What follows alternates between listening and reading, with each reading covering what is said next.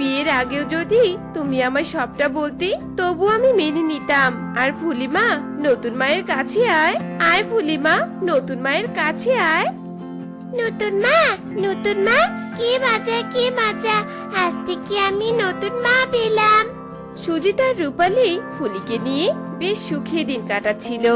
দেখতে দেখতে 1 বছর কেটে যায়। এদিকে রূপালীর কোলে একটা ফুটফুটে মেয়ে সন্তানের জন্ম হয়। কি মজা, আজ থেকে আমি একটা বোন পেলাম। জানো মা, আমি বোনকে অনেক আদর করব, বোনের সাথে খেলা করব। হ্যাঁ রে মা, করবি তো, তোর বোন বলে কথা। এভাবেই কিছুদিন কেটে যায়।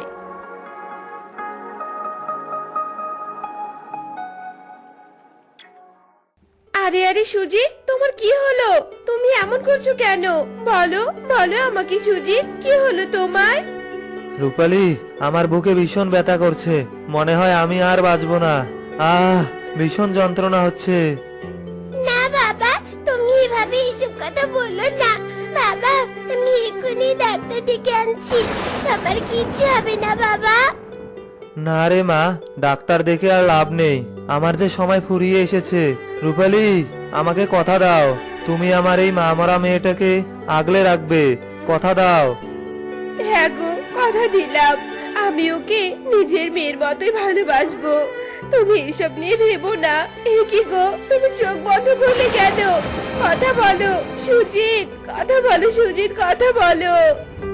মা, বাবা কথা বলছি না কেন? ও বাবা, কথা বলো বাবা। আমাদের ছেড়ে তুমি কেন চলে গেলে বাবা? মারি, তোর বাবা যে আর কখনো কথা বলবে না। তোর বাবা আমাদের সবাইকে ছেড়ে চিরদিনের জন্য ওপারে চলে গেছে। সুজিত।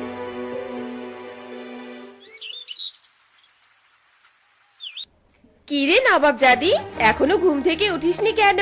সব কাজ বাকি পড়ে আছে, কাজগুলো কে করবে? তোর মরা বাপ মা? কিরে, উঠবি নাকি ঝাঁটার বাড়ি খাবি? হ্যাঁ, হে কি মা, তুমি আমার সাথে এমন ব্যবহার করছো কেন? কই, আগে তো কোনোদিনও এমন ব্যবহার করনি। আগে করিনি বলে যে এখন করব না তা তো নয়, তাই না? আগে তোর বাবা ছিল, তাই আমার হাত থেকে বেঁচে গেছিস। এখন তো তোর বাবা নেই, আর বাঁচতে